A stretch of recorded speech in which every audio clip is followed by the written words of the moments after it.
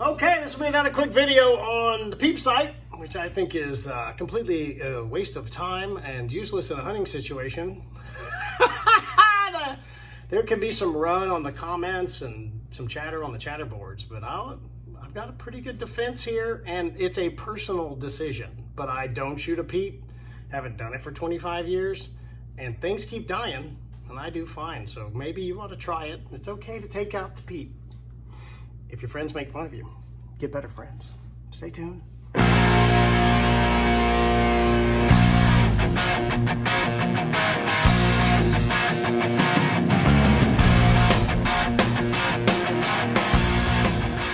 Okay, this is my cure by Elite. And it's just like everything. Pamela is the same way. Every bow ever shot, when a Project Dick bow, I don't shoot a peep sight. They failed me in the old days too many times in hunting situations, and I've got 2 or 3 examples of that why I took it out. One, back in the old days, there was a plastic tube that went from up here to the peep sight to keep it straight. And it would wear out, and it would hit you right in the freaking eye. Usually in deer camp, and when the tube was gone, you didn't necessarily have a spare tube, and you were 2.5 hours from the local archery shop, which gave you no chance to repair it. So that was the first reason why I stopped shooting a peep. The second was I took a peep sight that's pretty common now, and they put it in the string, and it's either angled or flat in this direction, and then it has to be set because the string rotates when you draw it, and it has to be set and trained. And as you shoot a bow, the string stretches, and eventually the peep goes from here at full draw to here, to here, to here. And you will literally see people on hunting videos go like this and push it, which is a cool move, or they gotta grab it and twist it. And if you're shooting 3D with fat friends, it doesn't matter if you come to full draw and it's not straight, because you can let down and turn it. And you get in the habit of doing that, and you think you're gonna do it in a hunting situation. Some of you guys are like accountants and engineers and real linear thinkers. I'm a little more scatterbrained than that. And when I get a little excited or have to have a follow-up shot, I might not straighten my peep sight, and it's like that. Now, if I would have grabbed it and turned it, my peep sight would have been like that, but I forgot to do that, and I draw, and it's like this. That sucks. Just saying. So then, what I did was I got a peep sight that was horizontal in the string like that. And theoretically, it's gonna tilt. And they actually work pretty good. The strings spread out in 2 or 3 strands, and they tilt up, boop, and they go like that to your face, and you're looking through the peep sight like that. Well, the serving came loose on one of my peep sights. I shot 10, back when I used to shoot 10 million arrows, and just that's all I did, and wearing out my bow. The serving would come loose. Some of you people don't know how to tie serving. I did not at that time. And so you panic. Or even my case, like the tubing break, it happened to me in deer camp, and the serving was loose, holding the peep sight on either side. So the deal's in the middle. Y'all have seen this. And there's a serving up here and a serving here, or a clamp, or however you got it in there. And it got loose, but it didn't come off. But it was loose enough when I shot, it was barely moving, and I couldn't zero my bow. I was freaking out. And this is 15, 20 years ago. I really didn't know what was going on at all. I kept changing my sights, and I literally was on a place where we had a deer problem, and we were culling. And we would have 15 or 20 deer show up like that. So we were shooting does, and I shot this doe, and she literally ran behind the blind and died. I dragged her to the blind, got back in. I sat there about 20 minutes. Here comes more deer, and here comes a big 10-point, and I was like, woo-hoo, big 10-pointer. He walked out there at 20 yards. I shot a foot over his back, and that was where the serving had loosened enough over time. Sure, this is my fault, but it's one thing that could possibly go wrong in a hunting situation. The final thing is, I've always struggled shooting a peep in the dark. You're just putting your eye in a little hole, and I struggle at that. So if you don't email me or send a stupid comment at the bottom that you're the best and your eyes never fail you in the dark with a peep sight. Okay, good. stop, but it failed me.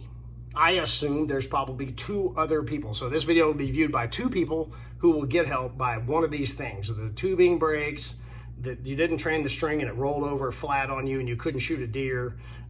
It got loose going up and down, or you literally can't see through it. I understand the argument of looking right down the string because the string's over the shaft. I understand the idea of lining up the Peep with the housing on the sight, because that would be the practically most accurate situation. I understand all that, but not being able to shoot because my Peep sight failed is way worse.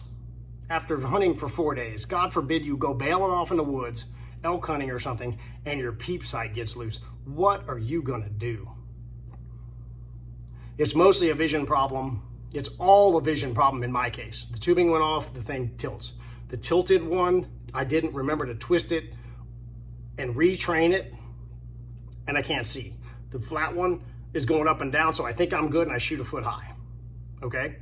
And then dark, can't see. It's all about the vision, not being able to see. So here's what I do, and some practical application. And if you don't like it, it's fine. It's just the way I do things. So before there was nose buttons and all these random and sundry things that you put on the string, I put on a kisser button 20 years ago and never looked back. This was a medium size. You can shoot the big, I don't care. I wrap it in with a serving string. It's a random distance above here. I literally just draw my bow. I shoot a pretty big D-loop for you guys who are real meticulous about that crap, because in the dark it's easier to get on it. And I do most of my hunting at dark for pigs and stuff, and it's just easier in the dark to get on that. That's why I shoot that, so just chill out.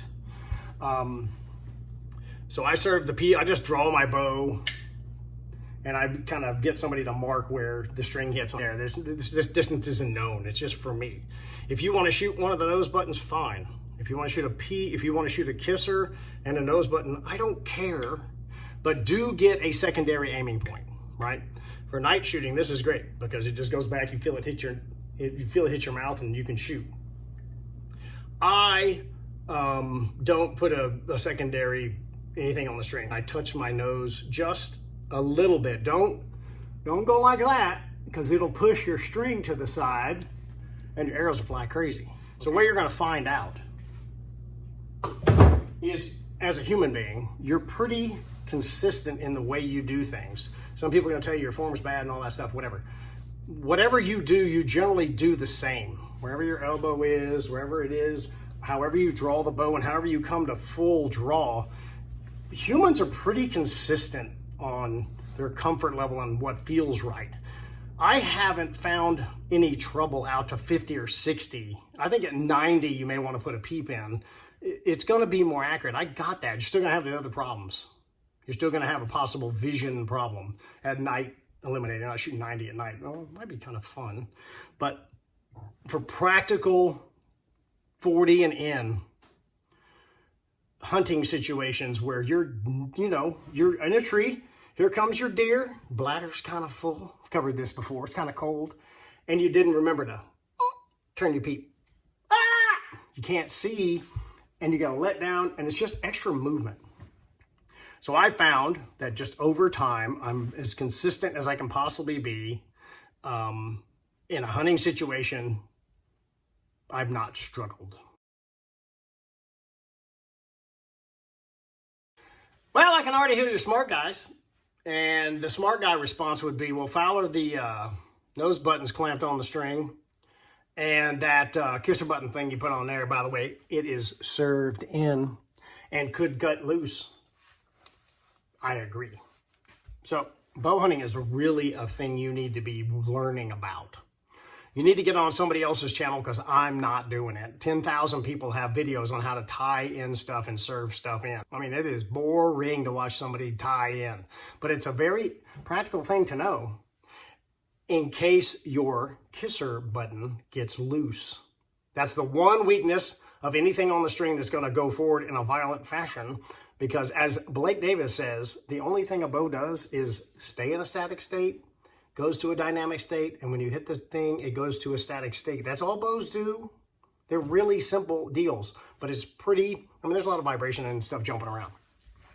So if you choose to do this, if you're going to use the tilt back flat Peep sight, you need to learn to tie serving. You can't just rely on the shop. You need to be able to do that. You could literally tie one in on an elk hunt in the middle of nowhere with string and get it to sit still long enough for a couple of shots. You can't practice 50 arrows a day, but you could do a bailout. You could use a knock point, one of them brass button dealer boppers we used to use that we use on our trad bows, and clamp it in and make it hold for if you're, on day 4 of 7 and you're back in the backcountry, you could make it stay still. If you know how to do that, that's on you. So if you're too lazy to learn how to tie in the kisser button, then I can't help you any more than that, because certainly it can have the same challenge as the tied in horizontal Peep. Once again, it goes back to vision. If my vision is obscured or what I see is not accurate, then I'm not shooting a Peep sight. Hey, it's the old RF here. Don't forget, donate to the Ashby Bowhunting Foundation. We're the only organization out there who's going to continue Dr. Ed's study, trying to figure out what the most practical arrow system for all impact points on Earth might be. It's a great thing to donate to, 501c3, nonprofit, and we're taking no money from the industry. So donate to the Ashby Bowhunting Foundation. AshbyBowhunting.org. Check it out there.